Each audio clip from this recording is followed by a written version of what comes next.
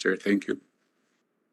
Okay, thank you, Attorney Lina. The Department of Agrarian Reform is the lead government agency to implement the comprehensive and genuine agrarian reform program of the government that actualizes equitable land distribution, ownership, agricultural productivity, and tenurial security for, of, and with the tillers of the land towards the improvement of their quality of life.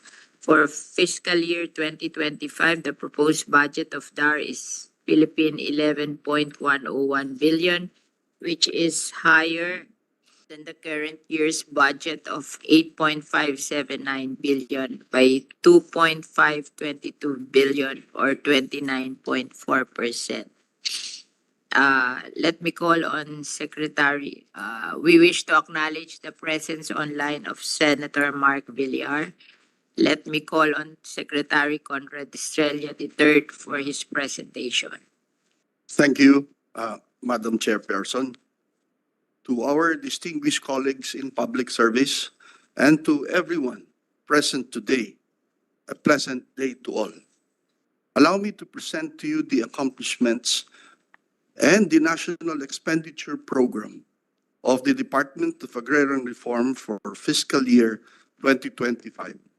The Department of Agrarian Reform under the Marcos administration is steadfast in its commitment to genuine agrarian reform as a means to uplift the quality of life of Filipino farmers.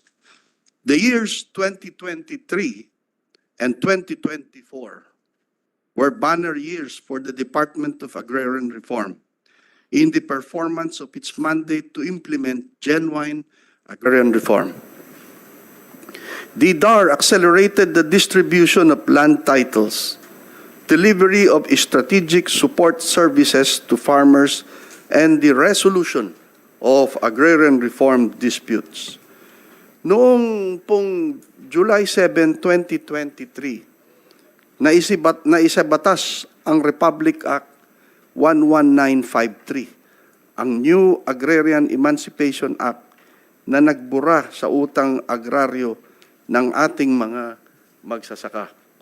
And I have to take this opportunity to thank our distinguished colleagues in the House of Representatives and most especially here in the Senate that had it not been kung hindi ho dahil sa kanilang pagod at pagsisikap, ay wala ho sana itong batas na ito na nakakatulong sa atin magsasaka. And it is noteworthy to mention that no less than our chairperson today was the one who spearheaded this Republic Act 11953, or otherwise known as the Condonation Law. At marami pong salamat, Senator Cynthia Villar, sa inyo pong pag-i-spearhead nitong batas na ito. Maagap ring sinimulan ang formulation ng implementing rules and regulations ng New Agrarian Emancipation Act upang masigurado ang mabilisang pagpapatupad nito. Sa katunayan, 1 buwan lamang matapos maisabatas ang Republic Act 11953 ay naipresenta ang IRR sa ating mahal na Pangulo. Nilagdaan din ng Pangulo ang Executive Order number 40 na nag-extend ng moratorium sa pagbabayad ng utang para sa mga magsasakang hindi saklaw ng New Agrarian Emancipation Act. To assist the ARBs in securing their certificates of condonation and release of mortgage, under the NAEA, DAR established condonation response desk in its offices throughout all regions and provinces in the Philippines. In July 19, 2024, we started the distribution of certificates of condonation in ceremonies held at Lingayen, Pangasinan. Sinundan po ito ng pag-distribute din ho, pag-award ng mga certificates of condonation and release of mortgage noon pong kaarawan ng ating mahal na Pangulo sa Palawan at ganun din sa Tarlac. Pinabilis din ang pamamahagi ng mga titulo kasama ang paghahati ng mga collective CLOAS upang matanggap na ng mga magsasaka ang sariling titulo sa sariling lupa. Nagawa po natin ito lahat gamit ang budget DAR ng DAR noong 2023 at 2024. Noon pong 2023, kami po ay nabiyayaan ng 11.314 billion. Noong 2024 po ay naibaba ang aming budget na naging 8.579 billion. Building on the significant program achievements of 2023, the Department of Agrarian Reform continued to intensify the implementation of its three program pillars: land distribution, agrarian justice delivery, and support services delivered in 2024. Here are the department's key achievements in land distribution. For the period July 2022 to September 2024, DAR distributed 56,071 titles covering 54,816 hectares to 56,671 beneficiaries throughout its regular land distribution program. Additionally, through Project Split or the support to parcelization of lands for individual titling, which subdivides lands covered by collective CLOAS so ARBs can have individual titles, a total of 89,946 electronic titles covering 120,289 hectares were given to 90,109 beneficiaries.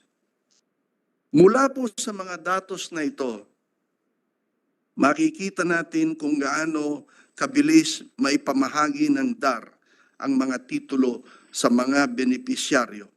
From July to December 2022, within the 6 months of the Marcos administration, DAR distributed 21,876 titles, which is 24% higher than titles distributed from March 21 to June 2022.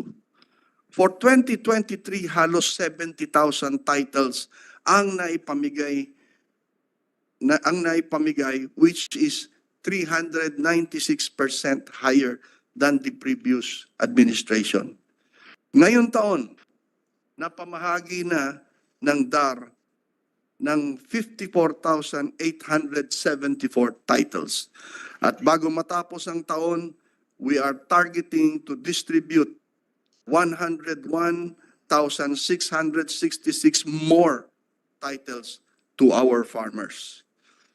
In total, the PBBM administration distributed 146,017 titles covering 175,105 hectares to 146,780 farmers as of September 30, 2024. At nagpapasalamat rin ho kami at nagawa namin to dahil ho sa suporta rin ng ating mga mangbabatas sa Kongreso at dito po sa Senado. In fact, kami rin ho nung una, we were so conservative, nag-aalangan din ho kami kung kakayanin namin na mag-distribute ng ganito karami. However, we found out the bottlenecks. We discovered the bottlenecks. And dahil po dyan, napabilis na ho namin ang aming What are the pag bottlenecks? distributes. I'm curious. The bottlenecks are, number one, the shortage of judicial forms. Kaya ho, ahead of time, kami ho ay nag-procure na ho ng mga papel para sa judicial forms. Number two, hindi ho ganun ka-well-equipped ang ating mga register of deeds. Kanya po ang ating administrator ng LRA ay agad-agad na kumilos upang mapabilis kasi hindi lang ho titles ng agrarian reform ang pinoproseso ng ating mga RODs. Nandiyan po ang mga titulo na nanggagaling din po sa Department of Human Settlements and Urban Development. At of course, yung day-to-day transactions po ng mga titulo, hindi ho nila kayang i-print kaagad. Ngunit nabigyan po ng suporta ng administrator ng LRA at natin din po ng DAR ang mga register of deeds. And the other bottleneck, yun pong sa DENR. Kung minsan ho, meron hong kwan ho doon. May mga overlapping po ng mga forest lands. Pero sa pamamagitan din po ng tulong ng ating kalihim ng Department of Environment and Natural Resources, nag-utos na ho siya ng mga tao para agad-agad namin masolve itong mga bagay na ito. Ito hong mga na-discover namin na bottlenecks, unti-unti na ho namin na-address itong mga problemang ito. Kaya't yun hong kwan ho namin,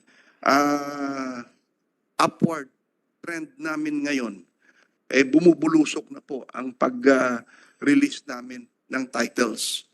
Kaya ho yung sinasabi natin na about 1 million hectares minus about 100 plus thousand. Kaya ang natitira na lang po ay siguro mga 800 plus na lang ho. At next year po, baka bumulusok pa ho ang pagbigay namin. We are keeping our fingers crossed, but that by the end of the term of this administration, we will be able to distribute all of these titles to all of the agrarian reform beneficiaries, Your Honors. Dahil sa new Agrarian Emancipation Act, nabura ang mahigit 57 bilyong pisong utang pang-agraryo ng 610,054 na magsasaka na nabigyan ng pamahalaan ng mahigit 1 milyon hektarya ng lupa. The government also assumed 206.25 million agrarian debt to landowners for land distributed through the voluntary land transfer and direct payment schemes. President Marcos handed over the first wave of certificates of condonation with release of mortgage to 3,558 agrarian reform beneficiaries in Lingayen, Pangasinan. Ito ang patunay na wala na silang utang na babayaran sa gobyerno mula sa lupang ginawad sa kanila. Namigay din po ang DAR ng COCROM or Certificates of Condonation and Release of Mortgage sa Palawan at Nueva Ecija noon po kaarawan ng ating mahal na Pangulo. Inaasahang may pamimigay ng Department of Agrarian Reform ang 340,000 na condonation certificates bago matapos ang taong ito. Right after itong budget hearing ng DAR, iikot na po kaming lahat, maghahati-hati kami, mga undersecretaries, ang inyong abang lingkod, at kasama po natin ang ating mahal na Pangulo sa ibang pupuntahan. At inaanyayahan din po natin ang ibang mga senador natin o ang kanilang representatives.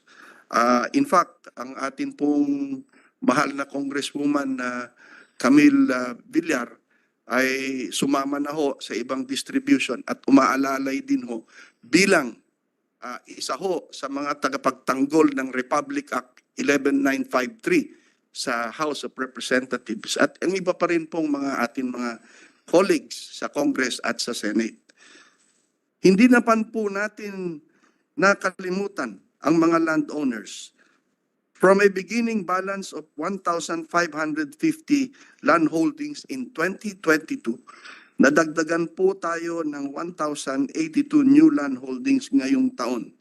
Last year, DAR completed payments for 816 land holdings totaling 12,598.82 hectares with a total valuation of 897.53 million pesos. Next year, the DAR aims to complete the payment of remaining 1,771 land holdings with worth 1.84 billion pesos. For the department's agrarian justice delivery pillar, the DAR resolved a total of 79,186 cases with 87.59% resolution rate. Wala A significant number of these, yes, the presentation before this, can you go back to that? yes, ma'am. The other one, so ito, landowners compensation. We Yes, don't ma'am. have this in our report. Bigyan mo na lang ako. Bigyan mo lang ako. Okay. Thank you. Thank you. Okay, go ahead. Yes, ma'am.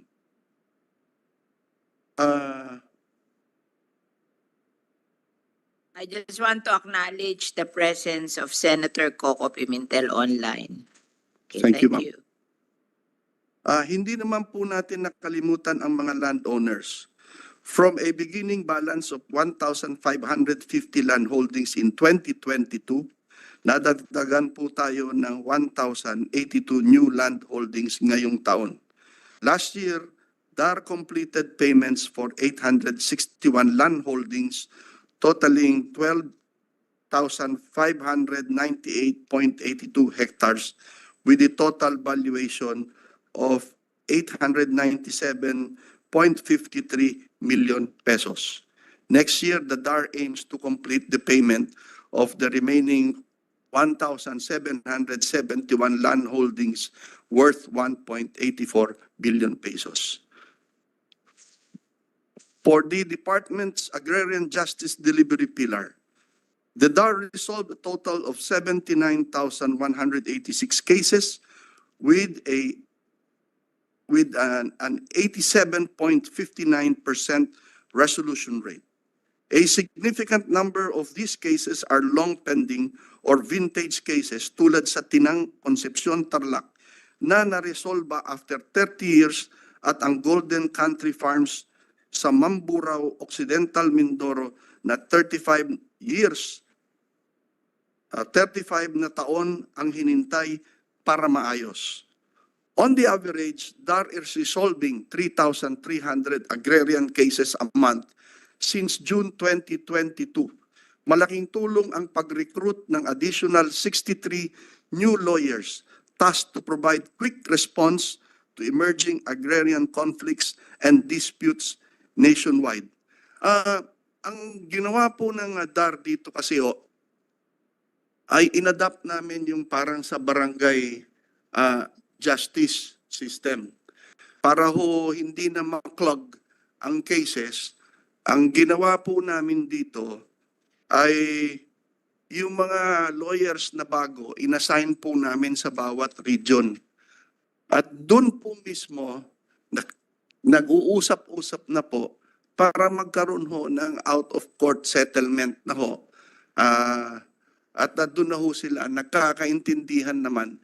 Kaya po, I'm happy to report that our caseload in DAR went even lower.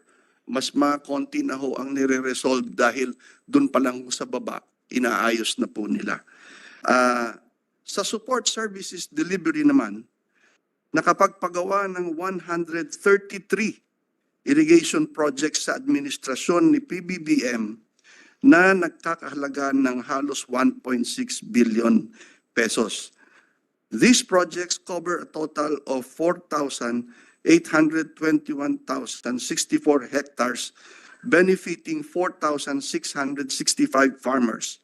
Kabilang dito ay mga modernong irrigation systems powered by solar energy. Noong 2023, Budget nyo, saan nakalagay yun? Yung support services na 1.2 billion, 1.196. ito po ay nakalagay po sa budget ng National Irrigation Administration, not in our budget. Ngunit ito ho ay specific CARP projects under NIA po. Nasa batas po ito. Sa iyong budget, wala Opo. namang ganito eh. Opo. Thank you. Kuwan ho kasi, sa pagiging resourceful din po ng DAR, nakakakuha ho tayo ng ibang, implement po tayo ng ibang projects na nanggagaling sa iba't ibang ahensya po. And this area ARBs. Yes, Your Honor. Yan po ay How about this farm to market routes? Saan ka naman nanggaling to? ganun din Masunod. po sa convergence din ho ito. From where? Sa Agrarian Reform Fund po. Dito sa ARB, DSP, or what? Dito saan dito? Automatic. Oh. 202. Ano yan? 202. Wala yan. 2024 ba to? Oo. Meron din ho kami sa 2024. Tinatanong ko Opo. kasi tinitingnan ko yung budget nyo, wala kayo for irrigation and farm to market road dito sa budget nyo. Kasi nakalagay lang dito split program, PBBM bridges, at saka yung 1.1 billion na parang support program. Nakakarga po ito dun sa CARP convergence programs po na kasama ang DPWH. So galing to sa DPWH. Hindi ho, galing po sa aming Agrarian Reform Fund. Saan dito? Where? Saan nakalagay dito? Ito yung budget eh. 2025 lang po itong na-access. Hindi nga, ngayon 2025. I want to know where. Saan dito? Ito po, nandito po sa Agrarian Reform Fund kung papasok. Ito po si Director Gemma po ng BBM. Bakit tinatawag niya po yung sa irrigation? Yung sa Kasi hinahanap ko yung irrigation at saka farm to market road. Saan nakalagay yon? Dito. Irrigation is NIA. siya sa mga implementing agencies ng CAR. Meron po talaga sila provision ng amount kung sa kanilang budget na intent. Hindi dito sa budget ng Hindi. Kaya nga, tinatanong ko saan ang galing. Um, Saan ko makikita ang budget to? Kung wala dito, saan galing? Naka-appropriate din po siya sa budget ng NIA, pero nandun po siya Ay, hindi sa... nga, sabihin mo lang sa akin, yung irrigation. May I proceed, Your Honor? Thank you. Nakapagpagawa ng tapos na pala kami rito. Noong 2023 sa ilalim ng NIA CARP C, 53 the irrigation projects na po ang nagawa. Nakapagpagawa din ang DAR ng 237 na farm to market roads na may habang 173.75 kilometers na may halagang 2.8 billion pesos, benefiting 58,090 agrarian reform beneficiaries. Sa ilalim ng Ang automatic appropriation mo is 202 million. Tama ba to? 202. So, hindi nakatulad nun dati. Maliit lang to. 200 million lang to. Ha?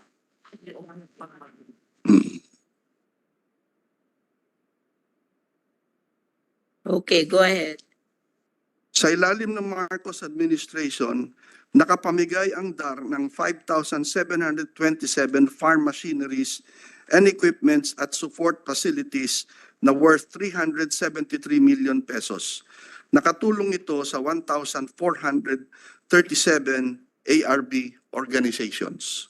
So this year, this will be under the, ano yun? Agrarian Reform Fund po. Ano? ARB Oh, support program. opo. Dito Opo. manggagaling to. Opo. Dito manggagaling to. Nasaan yun? Iha, umupo ka na dito at program. Okay. Diyan manggagaling yung support program, yung mga machinery. Diyan. So 1.2 billion to. Opo. Ito. Yung irrigation niya. Farm to market road sa ano, automatic appropriation.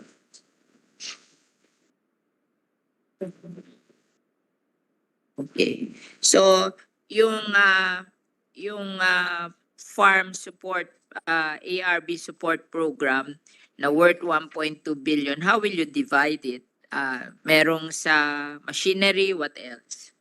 Can you explain to me yung pagdadala ng 1.2 billion na yan?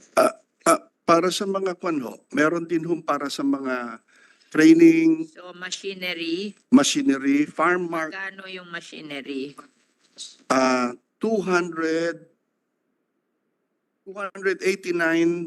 289,800,000 po. Okay. So, yung training, how much? Magkano? 122,437,000 po. Okay. Yung what else? Oh. Yeah. Farm inputs. Kuano, 144,271,000 po. Ang farm inputs. Opo. What else? At saka mga entrepreneurial assistance po, lahat-lahat po.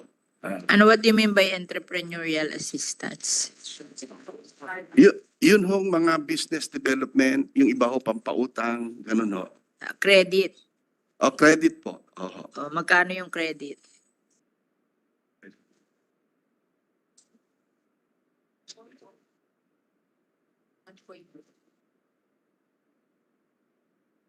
One 1.3 billion.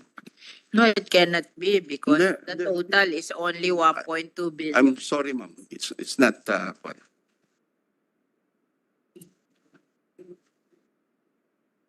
Three, four, five,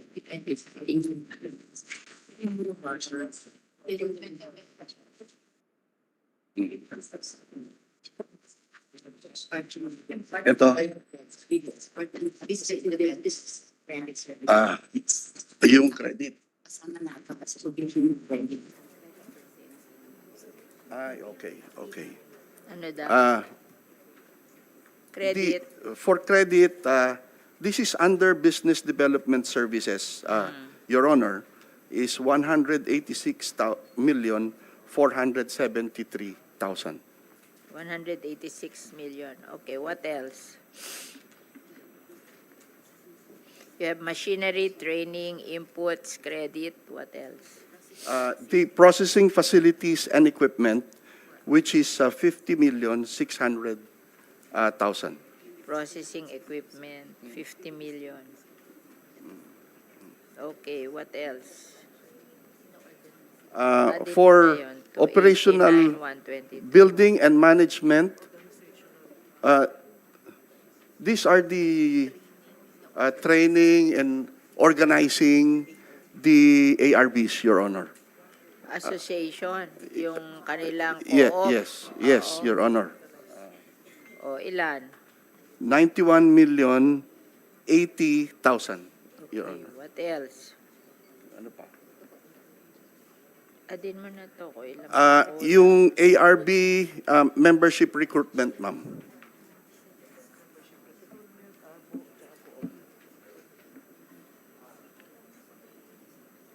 8.8, 35 million. What else? Adin mo na. 289, 122, Ano ba ang total? 144, 1.1 eh. 1.2.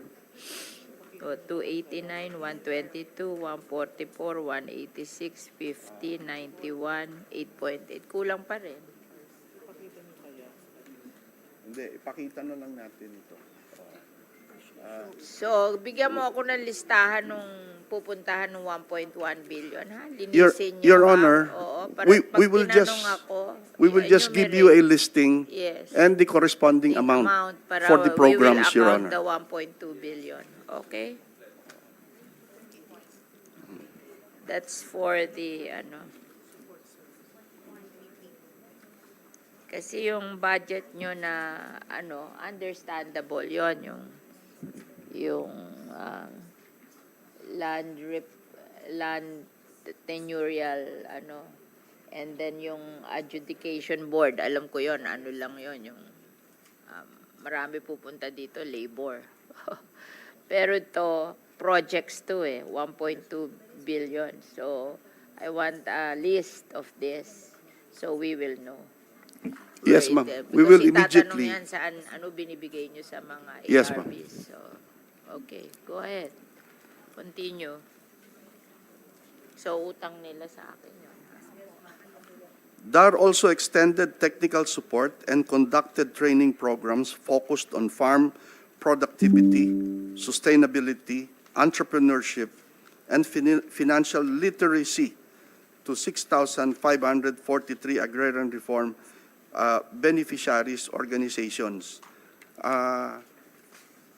This is, for us, this is necessary because most of the co-ops, the agrarian reform beneficiaries organizations are are facing a lot of challenges because of lack of managerial, marketing, and financial skills. So ito ho ang tinatrabaho namin ngayon upang mabigyan po ang ating mga organizations nitong support na ho ito in terms of financial, marketing, and management skills po. Tumulong din ang DAR kasama ang Land Bank na mabigyan ng access sa credit at microfinance services sa 38,032 na ARBs at 266 na Agrarian Reform Beneficiaries Organizations. Lagpas 1.3 billion pesos na po na loans ang nai-release para sa ating mga beneficiaries. Ito po ay sa Land Bank po ito at nung umupo po kami, ang inyong abang lingkod sa Land Bank, agad-agad namin sinabi po na i-streamline natin ang mga paraan upang ang application, ang loan application, upang matulungan natin ang ating mga magsasaka. Kasi po, nung una, 11 pages po na bago ho maka-apply sa loan, ang fill upan nila, at wala ho silang mga field workers. At napakahirap po para sa atin magsasaka na i-fill up po ito o to accomplish these forms. And so ngayon ho, nagbago na ho na isang pahina na lang ho ang hinihiling ng Land Bank to accomplish. And meron na rin po ang Land Bank ngayon mga field workers na tinutulungan ng ating mga magsasaka. Tapos ini-encourage na ho namin ang Land Bank na ipautang ho sa mga agrarian reform beneficiaries organization at mag-re-lending na lang po sila. Your Honor. Nagamit din namin ang mahusay ang binigay na budget noong nagamit namin ng mahusay ang binigay na budget noong 2023 at 2024. Kaya ngayon po, humihingi kami ng konting dagdag sa aming 2025 budget. For 2025, we have proposed a budget of 11.101 billion in the NEP, reflecting our continued commitment to the intensified implementation of our three program pillars. Kaya ang aming 2025 budget ay 37% higher compared to this year. Ito po ang That in 2023 is higher than 2024, di ba? opo. Okay. So, Kaya bakit bigla kayong binaba noong 2024 from 2023? yun po ang isa pong tanong na hindi ko siguro masasagot. There should be a reason. Siguro, parang since the land reform is being finished, dahan-dahan binababa na yung budget. No? But you were given a more budget this 2025. Yes, ma'am. Tumaas uli. Yes, ma'am. Kaya ang aming budget ay ito po ang pagkakambing ng budget namin sa 2024 at sa hinihingi namin sa 2025. Ang new appropriations namin ay 10.4 billion pesos at ang aming automatic appropriations ay 659 million pesos. In terms of personnel services, overhead, and programs, projects, here is the composition of our 2025 budget kasama ang unprogrammed funds mula sa project split at PBBM bridges programs.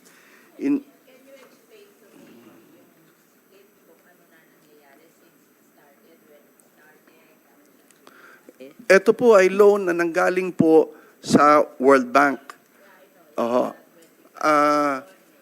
Opo. Tayo na 5 billion, tapos Opo. ang kanilang loan is 20 billion. But how is it going? It's doing fine, ma'am, and we are happy to... Hindi, kailan nag-umpisa? 2020 po, pagkatapos ang implementation po, at that year din po, kaya lang po, nagkaroon ng COVID, that's why it is slowed down. And 2020, 2020. November. So 2021 na talaga nag-start. Yes, ma'am. Ngayon, ano nangyari sa 2021? It slowed down, but fortunately, ma'am, we were able to accelerate implementation of the split project, ma'am. When? Hence, that was when... Nung 2021, walang masyado accomplishment. Yes, ma'am. 2022, what happened? When we took over, ma'am, medyo bumilis ng konti, ma'am. At So, ilan? maganda yung nangyari, ma'am, Magkano because nagasta doon sa 25 billion? may I ask our undersecretary for foreign assisted Yes. foreign assisted and special projects to please respond to that question. Yusek. Yes, ma'am. Foreign Well, I'll go back a little bit. Effectivity of loan, ma'am, was October 9, 2020. And of course, there was a pandemic then. And everything slowed down. But on 2022, we've started again. And So, walang nangyari noong 2021? there was, but very minimal, ma'am. Only, they covered only about 3,000 hectares. And starting during the time of Secretary Conrad, from July of 2022 to 2023 up to 2024, we've already accomplished 92,000 e-titles out of the area of 123,000 hectares. Ilan ba total hectareage nito talaga? Yung universe natin, ma'am, is 1,300,000, but there are some disputed area of about 300. So, 1 million 1 million, zero in tayo sa 1 million, ma'am. And then we're going... And then, nung 2021, 3,000 hectares. Yes, ma'am. O, 2022, ano nangyari? 22 to present na lang, ma'am. If I fast forward to 24, it's 92,000. And we have a pending for distribution of another 35 and 37,000 we've distributed this year up to September. And we have, 92 will become something like 130,000 hectares. yes, ma'am. So, sabi nakalagay dito, sabi nyo, it is extended up to 2027. How do you budget? Yes, the 3 years extension was given to us last May 15 Oh, of ngayon, 2024. Ano mangyayari sa 2025? Ilang hectares? We have our already our project plan for the next couple of years, and we already are looking at 2 to 500,000 hectares, ma'am, in the next 2 years of. Bigyan mo lang ako 2025, 2026, Okay. 2027. Projection mo lang para Yes, pag ma'am. may nagtanong sa akin, masasabi. Yes, ma'am. On 2025, we probably have this for about 3 to 400,000 hectares. 300,000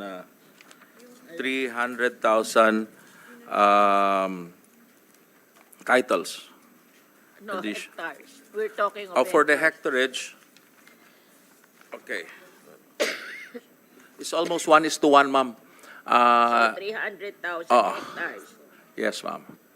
2026, ilan ka? 2026, another 300,000, ma'am.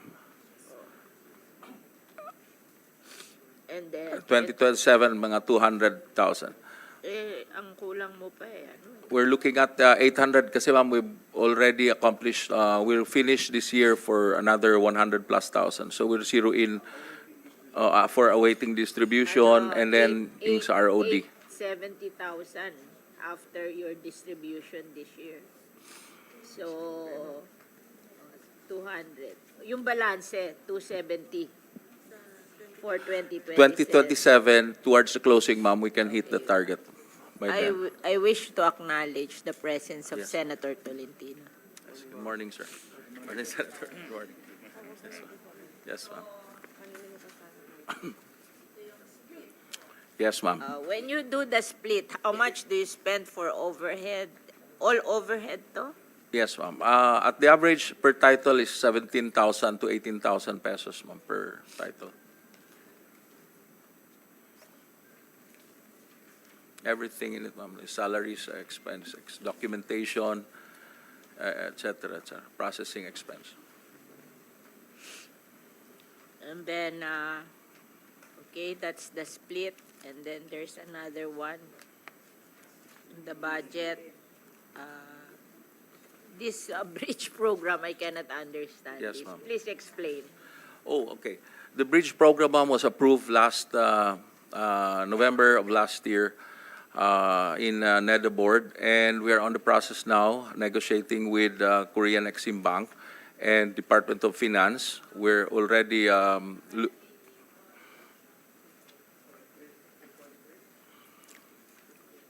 Is that correct? 2.3 billion?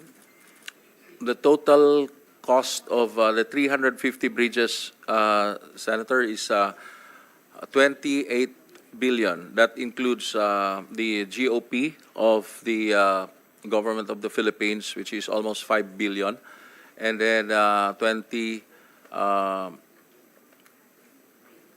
Yes, the loan proceeds. The 5 billion will only go to the taxes and fees and et cetera, not totally, it's going to go back to the national treasury also.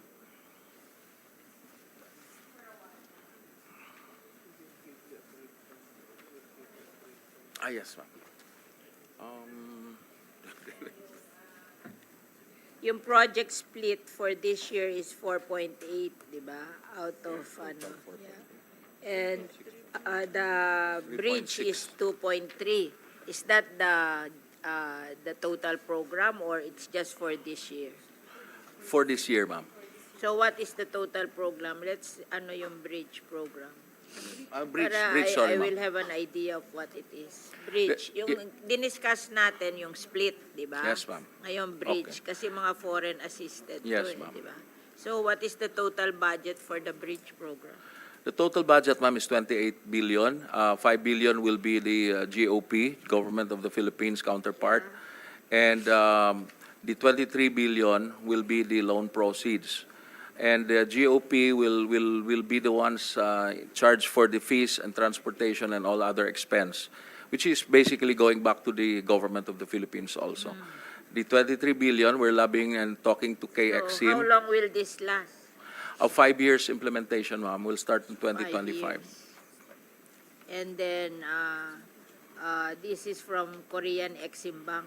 Yes, yes, Madam Senator, we've been negotiating, talking to Korean Exim. And in Kung fact, 5 years, nakalagay dito sa budget mo 2.3. Ano yung gagastahin mo for this year is 2.3. yes, ma'am, for this coming year, for this coming year, ma'am, 2025. 2025, 2.3. Saan pupunta yun? For the- Explain mo sa akin. Yes, ma'am. For the implementation with DPWH for the procurement of the first 70 bridges, for the first 70. These are all bridges. Yes, ma'am. The PBBM bridges were identified all over the country and approved by the NEDA for So, 2.3 is 70 bridges.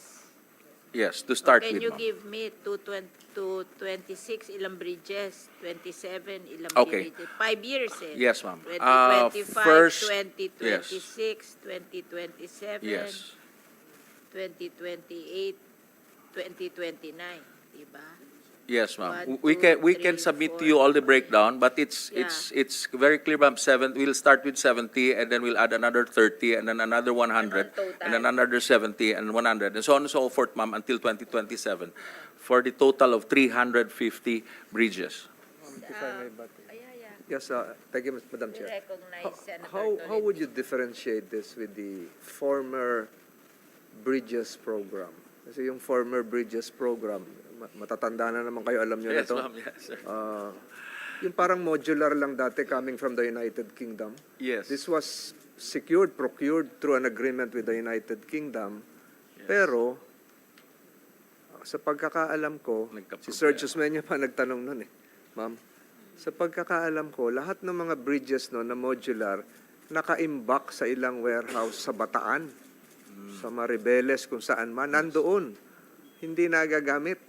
So, ang tanong ko, nasa edad na naman kayo, inabot nyo na yung panahon ni Sergio Yes, Osmeña. yes, I was mayor Anong then, pagkakaiba nito? Yung sa United Kingdom before was, I think it was a grant or a partial grant, but unfortunately, most of the structural materials were just placed or in a librarian's term, archive in some warehouses out there in Maribeles or in Bataan. Anong pagkakaiba nito? Yes. Yes, Senator. The total number is 350. All of these were specifically identified by the agency, and it was presented to NEDA. And the good thing is all bridges, individual areas were validated and were presented to NEDA, and all bridges were in actual site inspected. Unlike before, the previous, all the other areas were not, it was an open-ended. They did not even identify, they didn't even actual site inspect, they didn't even check the EIRR, the internal rate of returns. And that's why they failed in their implementation and checking on where it has to be in place. Because number one, it has to be in place in an area where there is no production. So the unproductive lands were identified by NEDA, ma'am. Cut you Sir. off with all due respect. Yes, sir. So the difference that would this be structurally be made of concrete, or would it be the same as the UK Philippine bridges, Lego type, Yes. ponton bridges type, to use the military parlance, just Yes. to assemble it and locate it where it is needed. It's So, anong pagkakaiba? Yun ang tanong ko. Yes. It's magkaiba, sir. It's not concrete. It's a modular bridge. Modular Tular dito. din po ito. Yes, sir. So pareho ng UK, yung Parehas- bridges before. oh. Senator. Sir. May I, Yes. Yes, Secretary. may I say something also? Pardon me for interrupting, but the big difference is that while both are modular bridges, the substructure is concrete. Yes. And of course, we have included here also, which is, we feel that it is vital for us to also include the provision for the approaches of the bridges. because without the approaches, sometimes the bridges are rendered useless. And that is why we thought of including in the program solid, concreted approaches and landing with regards to these modular bridges.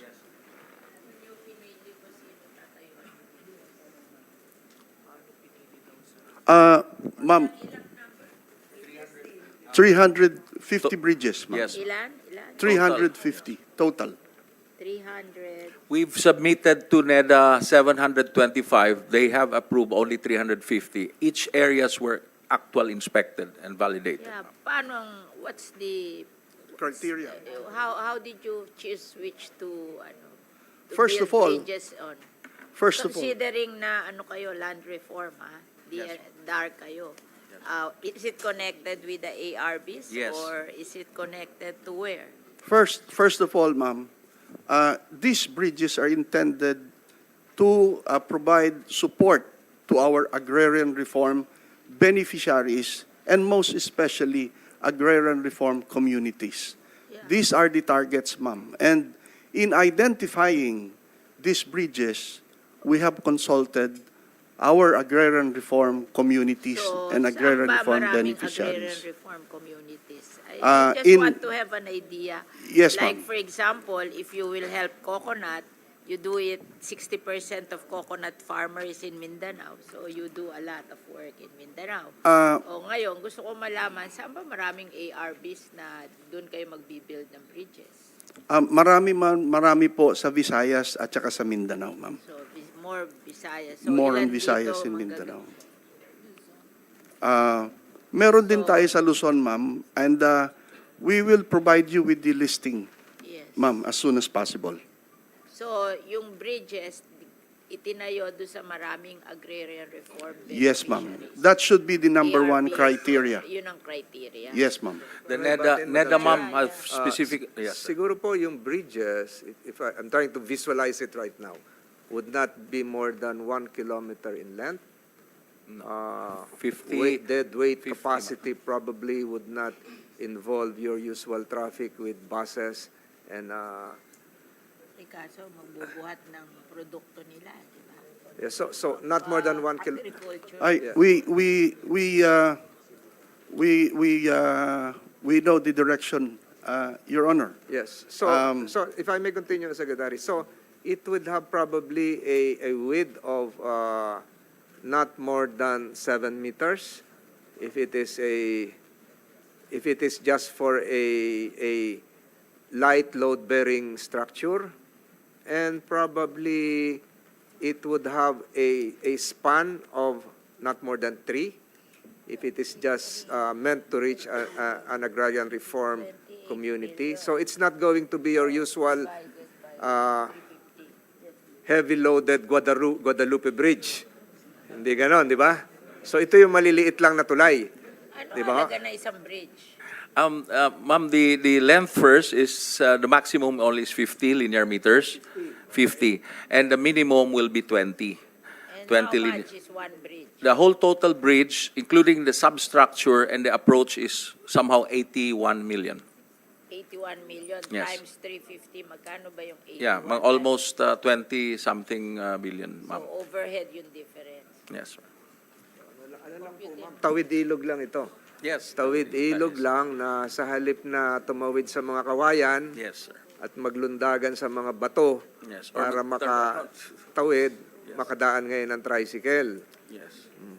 That this should be properly explained, Yes, Secretary. tama. Your Honor, it is not only for the purpose of yung tawid ng tricycle.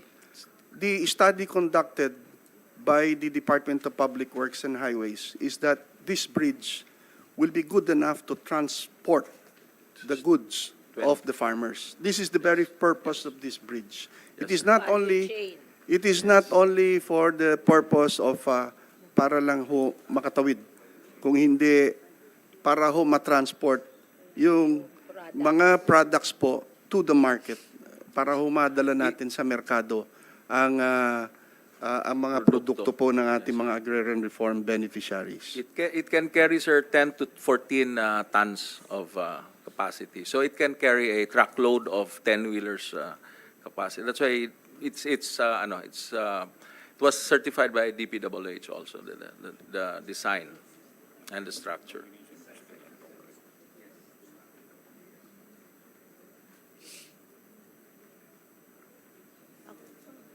I just want to have an idea of what it is. And they will furnish us with the, You don't have a copy Yes. of a picture here of a prototype or sana may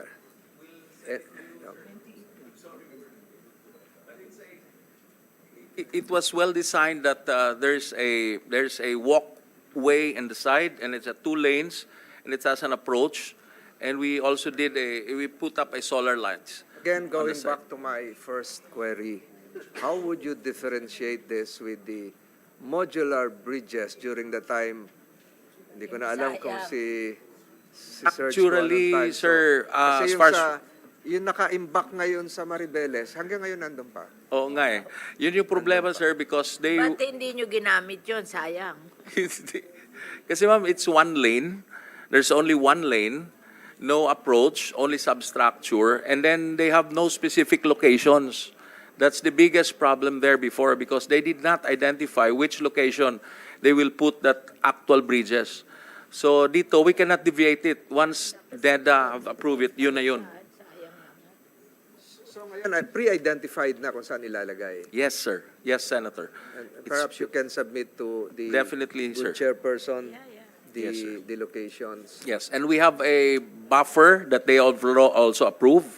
From 725, they gave us a buffer of 125 outside of 350. Buffer means na kung mayroong problema na mangyari, there's option where to put that. That particular buffer was also specifically identified. Unlike perhaps the Philippine-UK bridges program before, wherein the structures were practically shipped, completely knocked down, and to be installed Lego type in the Philippines, would this mean that the said structures, modular in type, would be made here? Sir, yeah, that's the reason why we've asked Korean Exim to consider this, and they've considered it because Korea is nearer our country, and if they manufacture it, it's shorter and it's more cheaper. So we will just assemble it.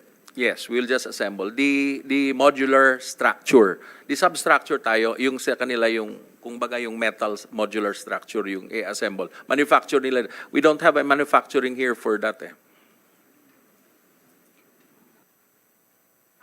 But the PWH, pag gumagawa ng bridge, all made in the Philippines, bakit ayaw ninyo ng ganun? What's the difference between yung DPWH bridge at saka this one? First one, generally it's concrete yung DPWH. So if it's on the Mountainous area, which we're going to link the area where is production will be, a potential production will be, the concrete will take time. It's going to take probably a couple of years or 3 years or probably less, but at least 2 years to build a bridge on that area. And it's very hard to transport some Did you areas. compare cost? Yes, yes. So, mas cheaper to kesa dun sa DPWH? Almost the same, ma'am. Because the cost of transportation there's a variance there sa distance. Yung mga areas na nasa loob-loob na walang masyadong access, yun yung nagpapakost, the difference of the cost. It was, NEDA really gave us also a very, very tedious process on having all this approved because this has also been raised. Because I'm worried because what happened to the previous Correct, one. correct. That's why. Correct, ma'am. It may happen again. Yes, so, ma'am. Bakit dapat kinumpare nyo if DPWH will do it is that all Filipino made or yung ganyan na naman na i-import tapos gagawin ng Actually, ma'am, if it's 50 linear meters or up, DPWH will recommend concrete. If it's below, walang problema. Kaya nga DPWH is also looking at that kind of bridges. And I heard from DPWH, other USECs there that we've compared notes with, will always say that if in terms of emergency and calamity comes, they would recommend modular kasi it can easily be installed. So, and it's easily So, transported. again, visualizing it, parang pareho lang ito ng mga MMDA footbridges.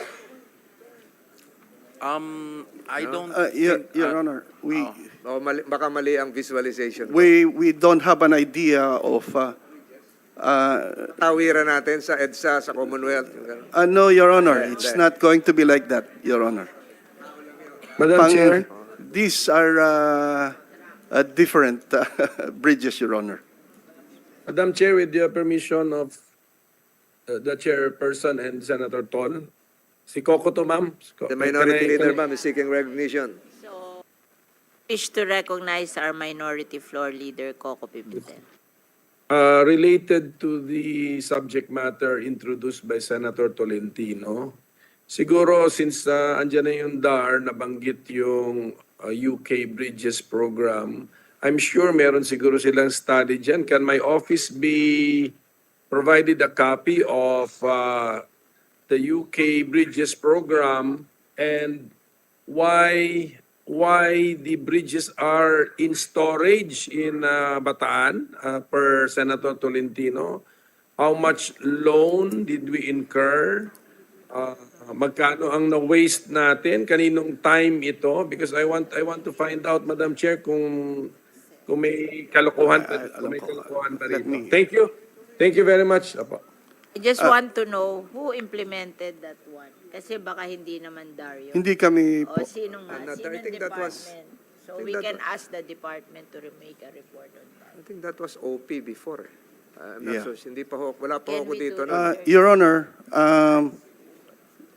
answering the request of distinguished gentleman from Marikina and Mindanao, we'll try our best to get data regarding the Philippine-UK bridge because I'm afraid that we don't have the data on this. But with regards to the PBBM bridges under the Agrarian Reform, Department of Agrarian Reform, we would gladly provide everybody with all the studies conducted and also with the funding and all other information regarding this project, Your Honors. Thank you. So, Madam Chair, just to pursue, so ang difference pala, the UK bridge program before was not implemented by DAR, but this one na nasa slide, yung PBBM bridges, will be implemented by DAR. Tama po ba yan? Your Honor, this is a DAR program which would be implemented by the Department of Public Works and Highways. But May MOA kayo? May MOA? yes, sir. Yes, sir. But We the- have a but MOA the- with them. Yes, sir. But the budget, the funding is found under DAR or kahit nasaan program diyan, it will be released to DAR or released to DPWH? Tadaan pa ba sa DAR ang pera and then pursuant to MOA, ipapasa sa DP? yes, yes, sir. Yes, Senator. Senator Pimentel, it will be a loan from the Korean Exim Bank. So I think the loan will be paid directly to the one who will be supplying. And the difference would be given to DPWH kasi it's a combination of something that will be imported from Korea and then at the same time may ano tapos I think yung kasi 20% is what do you call this will be provided by the government of the Philippines pare equity, 'di ba ganyan every Yes, pag meron tayong foreign assisted project 20% will be I think the money of the government will be paid in terms of fees, no? Yon. Lodge. Yung Yun, 80% would be more on the Loan. implementation of the project.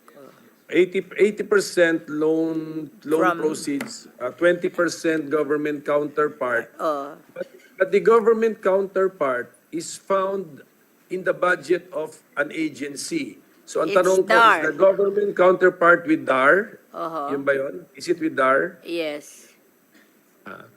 And is the government counterpart in a case like this found in the programmed appropriations or in the unprogrammed appropriations? And program. Unprogrammed po? Okay. Unprogrammed. Sige. And program. Thank you. to eh.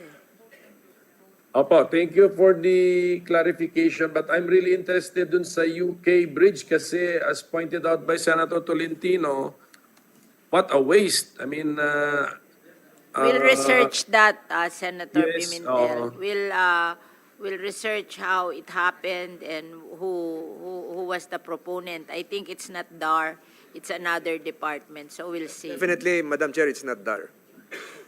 yes, so kaya nga, let's clear that up, no, hindi siya DAR, but still, it's still a waste, and I am joining Senator Tolentino on his war on waste. Sama mo ako dyan, Senator Tol. Wag tayo mag-aksaya ng resources ng gobyerno. Maraming salamat po, Madam Chairperson. Thank you. Thank you, Senator Pimentel.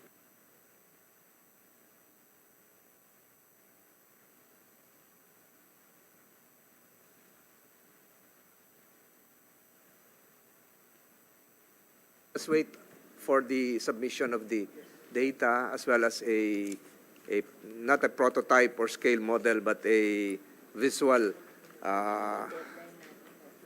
presentation relative to the bridge, which as I've heard, would not be more than 50 meters in length, and the minimum would be 20 meters in length. And ang tingin ko po sa lahat ng bridge ganito, hindi naman ako engineer, abogado po ako. Ang lahat po ng bridge, mababa sa approach, mababa din sa exit. Di ba ho? So merong period yan, merong point yan ng incline. So if it is 50 meters or 20 meters, yung magpaplato yan doon na sa baba. Ito yung sinasabi ni Secretary na kailangan yung approach sa karsada dagdagan. Subalit yung bridge, kung ito ay 20 meters or 50 meters, yung taas, yung gitna niya mataas bago siya bumaba.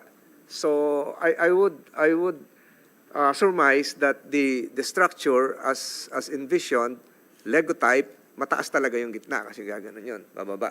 So hindi to yung pantay. Otherwise, magiging ala footbridge na eskwala ang tawag sa mga inhinyero. So may approach talaga incline pababa, incline din pa approach. Gradually inclining and gradually declining, Your Honor. Yes, So the middle portion of the bridge would be the highest portion. yes, Your Honor. Yun lang na po. Pero mas maganda kung makita na yung In litrato. fact, Your Honor, we were going around the country and we have seen some of the bridges that have no actually gradual incline and gradual decline on the other side. There are some exceptions na talagang diretso rin naman, Your Honor. Thank you. Another matter, Madam Chair, galing po ako doon sa Pangil Bridge, naging tourist spot. Balik-balik na yung mga tao galing ng Tubod, Lanao del Norte, punta ng Tangub. 5 minutes lang. 5 minutes, balik-balik na sila. It connects to provinces. Yung kasalubong ko lagi, pabalik-balik lang sila. Excited. Nakigaya na lang ako. Ganda, ma'am. Ang dali-dali lang. 5 kilometers yata yung bridge eh. Madaling lakarin. Thank you, Madam Chair. Okay. So, do you have any more May- questions? Yes. Okay na po, ma'am? You have additional presentation? Wala na ho, ma'am. Wala. Yun na. Tanong na lahat. Okay. I just want to remind you that we have to submit our committee report by October 23. So yung mga hinihingi namin sa inyo, you have to ASAP na to kasi October 23 is Wednesday next week. Immediately, Your Honor. Yeah, We will. yeah. Siguro just one One question. Okay. no offense to all the officers here. Yun lang, it's something to do with the point raised by Senator Pimentel. Huwag ka magagalit sa akin, pinsan, ha? Kung magano ko to sa secretary, eh. The bridge would be foreign assisted. So perhaps the department or the appropriate officer here can provide this committee the response given to the COA findings relative to two foreign assisted projects flagged by COA amounting to 27.6 million. So yun lang siguro. Ano yung pinlag ng COA? Two foreign assisted projects. Yeah. Can you clarify that, Siguro Yusek?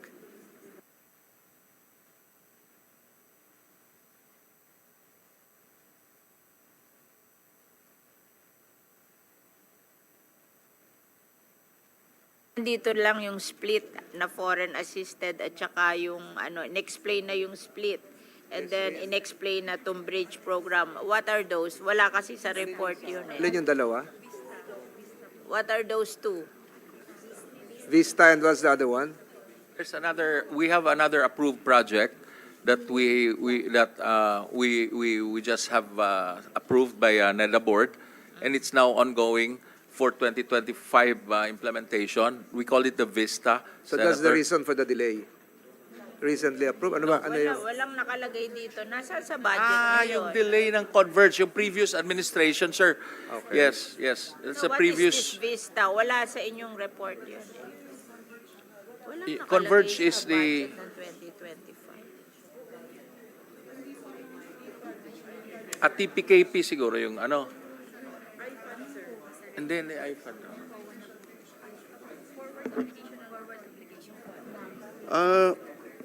Yes, Wala we, sa report Previous yun. administration.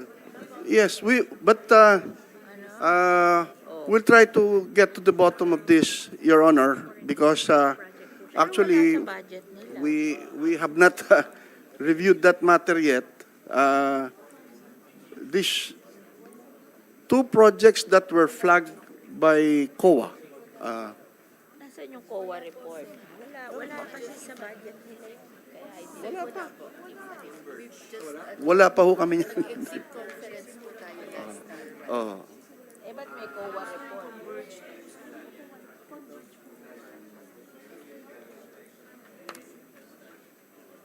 Ba't may COA report? Ba't hindi mo ako binigyan ng COA report?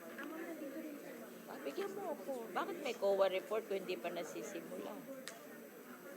Baka po yung converge ang ibig nilang sabihin. Tapos po yung ano po, Can I ask for a minute suspension, Madam Chair? yung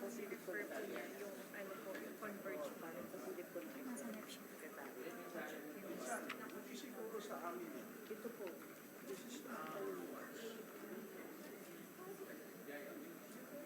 Nasaan ang COA report? I-print out mo at bigyan mo ako. Meron siya eh. Saan niya kinuha yun? Ba't wala kayo niyan? O, ba't siya meron? Saan ang galing yun? Ika-clarify namin yan. Hindi pa kami pinadala.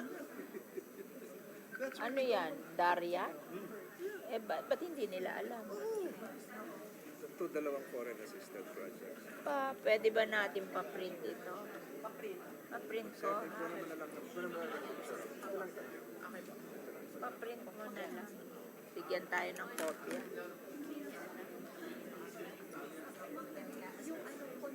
Ano nakalagay sa COA report? Baka yung previous administration. Pero wala sa report nila. Wala kami sa... Ano yung dalawang yung Vista at saka? Hindi ko alam eh. Hindi, yung Vista hindi pa nag-materialize. Yung isa. Previous administration. Sino yung may COA report? Kapag may COA Hindi report, naman in-specify kung anong foreign assisted project. basta sinabi lang foreign assistant. Yes, pero Ipa-research mo sa COA. yes ma'am. Pa-research mo. Tapos mag-report kayo doon. Sino ang nyo sa audit nyo? Ha? Ano ba itong dalawa na ito? Yung Converge to 6 Oo nga, pero bakit wala kayong report? May COA report eh. Tatanong. Nagkaroon po ng BARM, nagkaroon ng BARM, hindi ma-liquidate na nung dati. Kasi nawala na yun. Pero meron po tayo Sa Mindanao ba yan? Sa BARM? Hindi dito sa atin, sa barm yan. I-explain nyo sa amin yan kasi baka pag tinanong kami, wala kaming alam. Diba? Oo. Ano ang, in charge ka ba ng ano? Foreign assisted ka din. So, alam dapat.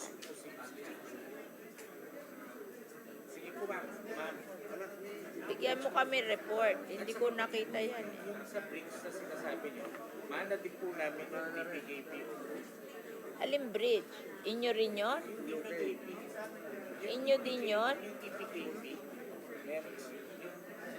Kayo din na nag-implement nun? Lumang-luma na po yan. Pero DAR din yun.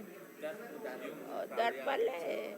Di mag-report ka para lang to satisfy si Coco. Oh, sila rin pala yun eh. Yeah. After a brief discussion with the good secretary as well as the ASEC, it would appear that the question foreign assisted program raised by this representation a few minutes ago has something to do with the previous administration's COA flagged projects, but just the same, it would be appropriate, Madam Chair, that this committee be given a report as to the status of compliance with some Commission on Audit recommendations. But that should not serve as a hindrance to the approval of the budget of the Department of Agrarian Reform and the eventual hold your claps here.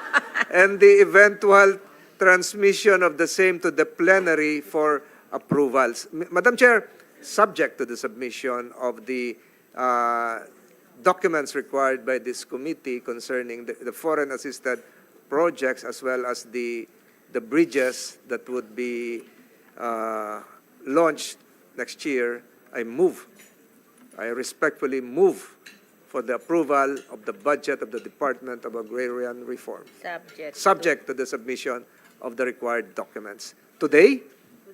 Today, Okay. as promised.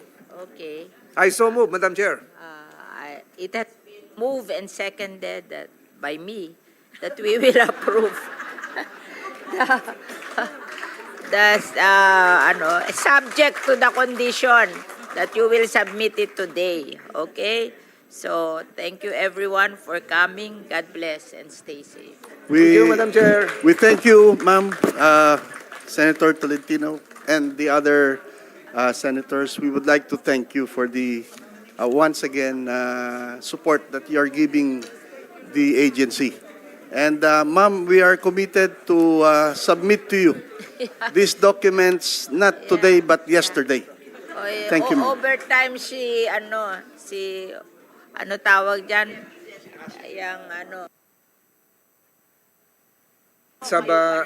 Let's have one group picture here, Secretary.